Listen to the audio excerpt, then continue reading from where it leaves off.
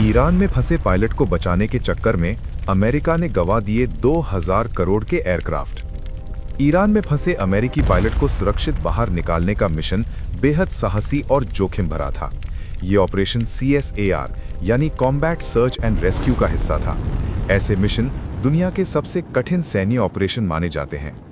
इनमें दुश्मन के इलाके में घुसकर अपने सैनिकों को बचाया जाता है। अमेरिका ने ईरान में फंसे पायलट को सुरक्षित बचा लिया है। रविवार सुबह राष्ट्रपति डोनाल्ड ट्रंप ने इस बात की जानकारी दी। उन्होंने बताया कि एक बेहद साहसिक मिशन के बाद पायलट को बचा लिया गया। जंग के बीच ईरान की धरती से पायलट को सुरक्षित बचाना अमेरिका के लिए बड़ी बात है, क्योंकि यदि ये पायलट ईरान के हत्थे चढ़ जाता तो पूरी दुनिया में अमेरिका की जग हसाई होनी तय थी। अमेरिकी आधुनिक फाइटर जेट F-15E के लापता पायलट को बचाने के लिए अमेरिका ने एक खतरनाक सैन्य ऑपरेशन लॉन्च किया। इस पूरे ऑपरेशन को ईरान की जमीन पर ही अंजाम दिया गया, जहां ईरान की ओर से भी लगातार फायरिंग हो रही थी। लेकिन इसके बाद भी अमेरिका अपने पायलट को सुरक्षित बचाने में सफल रहा। लेकिन इस खतरनाक ऑपरेशन के लिए अमेरिका ने बड़ी कीमत भी चुकाई। ईरान में फंसे इस एक पायलट की जान के लिए अमेरिका ने करीब 2000 करोड़ की कीमत वाले अपने एयरक्राफ्ट भी गंवा दिए। कैसे हुआ ये पूरा ऑपरेशन, जानिए। शुक्रवार को ईरान में अमेरिकी लड़ाकू विमान F-15E गिरने के बाद पायलट को पकड़ने के लिए जैसे एक रेस शुरू हो गई। ईरान की IRGC और कई मिलिशिया ग्रुप उनकी तलाश में जुट गए। ईरान ने सरकारी टीवी से ऐलान कर दिया कि जो कोई पायलट को पकड़ेगा उसे 50 लाख का इनाम दिया जाएगा। हथियारों से लैस स्थानीय लोग भी जंगलों और पहाड़ों में पायलट को खोज रहे थे। ईरान चाहता था कि वो पायलट को जिंदा पकड़ ले, ताकि वो अमेरिका के साथ मोलभाव कर सके। यदि ये पायलट ईरान के हाथ लग जाता तो युद्ध की तस्वीर कुछ और होती। साथ ही अमेरिका को वैश्विक स्तर पर शर्मिंदगी भी झेलनी पड़ती। लिहाजा अमेरिका ने अपने पायलट को बचाने के लिए एक खतरनाक मिशन शुरू किया।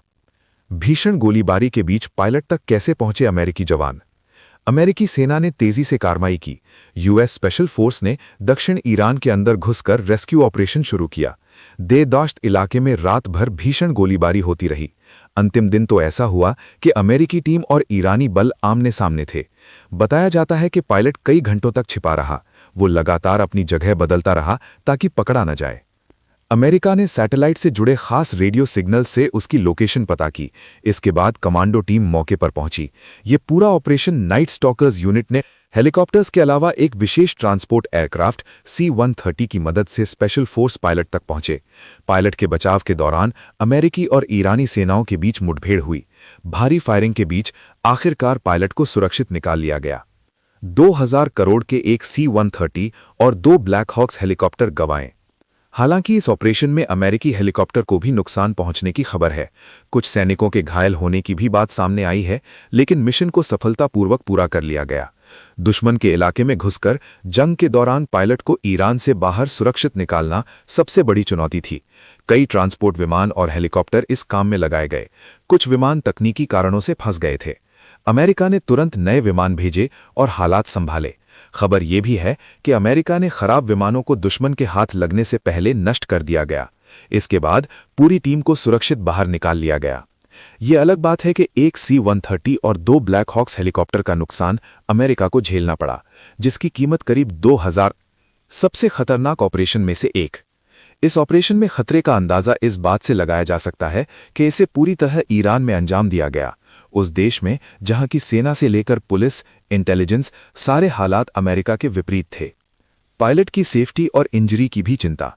वहीं पायलट के बारे में ये तो पता था कि वो जिंदा है, लेकिन उसे कितनी चोट आई है इसकी जानकारी नहीं थी, क्योंकि मिसाइल हमले बाद जलते हुए फाइटर से पैराशूट के साथ बाहर कूदना यानी इजेक्शन बहुत ही मुश्किल होता है।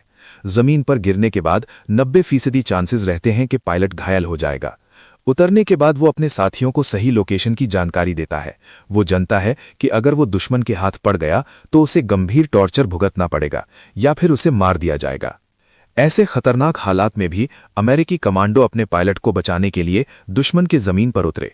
उन्हें भी कोई डर नहीं होता है कि इस ऑपरेशन के सफल होने की 100% गारंटी नहीं है, फिर भी कोशिश करते हैं और उसमें वो कामयाब होते हैं। हालांकि अमेरिका ऐसे ऑपरेशन इराक और अफगानिस्तान में कर चुका है, लेकिन वाकई में ये बहुत ही मुश्किल होता है, क्योंकि हर जंग में अलग तरह की स्थिति होती है। मिशन पूरा होने के बाद ट्रंप ने पायलट बचाने की पुष्टि की। अमेरिका के राष्ट्रपति डोनाल्ड ट्रंप ने इसे बेहद साहसी और जोखिम भरा मिशन बताया।